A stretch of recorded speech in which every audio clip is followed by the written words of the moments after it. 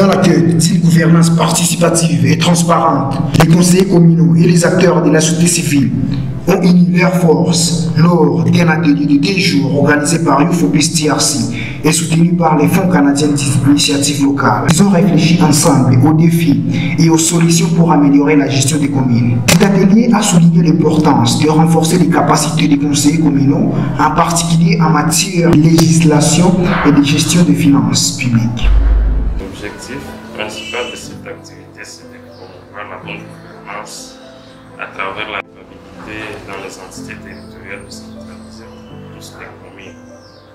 Et de manière spécifique, il s'agit d'organiser une rencontre entre les élus, les honorables conseillers communaux et la société civile, c'est-à-dire les animateurs de la société civile, pour essayer de discuter ensemble sur les défis liés à la bonne gouvernance.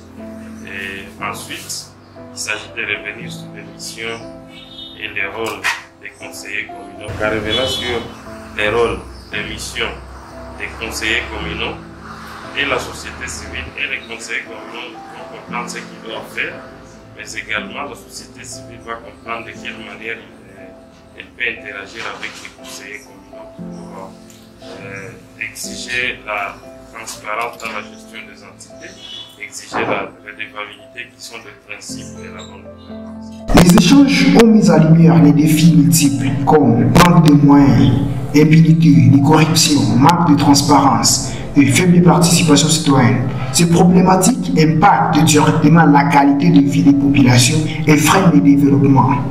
S'il s'agit de la bonne gouvernance, il doit d'abord une transparence dans la gestion des affaires publiques. Il faudra que nous ayons quand même accès à des informations. Au-delà de ça, je vois la redevabilité qui est devenue dans différentes entités. Parce qu'il faudra que la population sache comment est-ce qu'on est en train de gérer en termes de moyens, en termes de ressources de l'entité. Mais aussi, il faudra que les chefs des entités soient des responsables de leurs actes.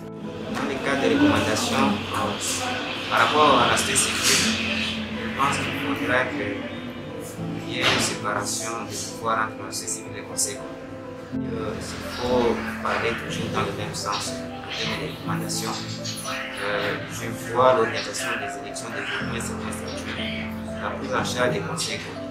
Ce sont des recommandations pour faire à ce que les conseils communaux puissent faire leur travail attendu par la population. Face à ces défis, la société civile s'est montrée déterminée à jouer un rôle actif. Une collaboration étroite entre les élus et la société civile est essentielle pour une meilleure prise en compte des besoins des populations. Une bonne gouvernance, il faut qu'il y ait un contrôle parlementaire, mais aussi nous avons besoin qu'il y ait une bonne gouvernance des conseillers communaux de proximité qui doivent être à tout l'état avec la population. À part, il y a une très grande séparation des pouvoirs entre la société civile et les conseillers communaux.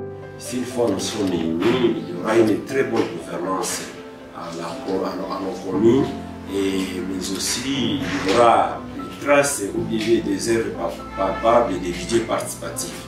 Parce que les budgets participatifs, il y a des montants qui sont alloués aux différents projets dans nos quartiers, et ces budgets sont détournés par les autorités. Pour mettre en œuvre les recommandations de cet atelier, UFOPIS TRC prévoit une série d'activités et de sensibilisation, de formation, de dialogue communautaire, de tribune d'expression populaire, des campagnes de plaidoyer pour encourager la participation citoyenne et la redevabilité des élus. Cette initiative, comme l'a souligné Joseph Akilimali, secrétaire exécutif de UFOPIS, est une étape clé dans le processus de renforcement de la démocratie à Bukavu. Le développement doit provenir de la base. Et c'est pourquoi nous sommes persuadés que les conseillers communaux demeurent un pilier. Donc c'est un pilier indispensable pour recueillir les recommandations, les problèmes de la base et les amener jusqu'au sommet.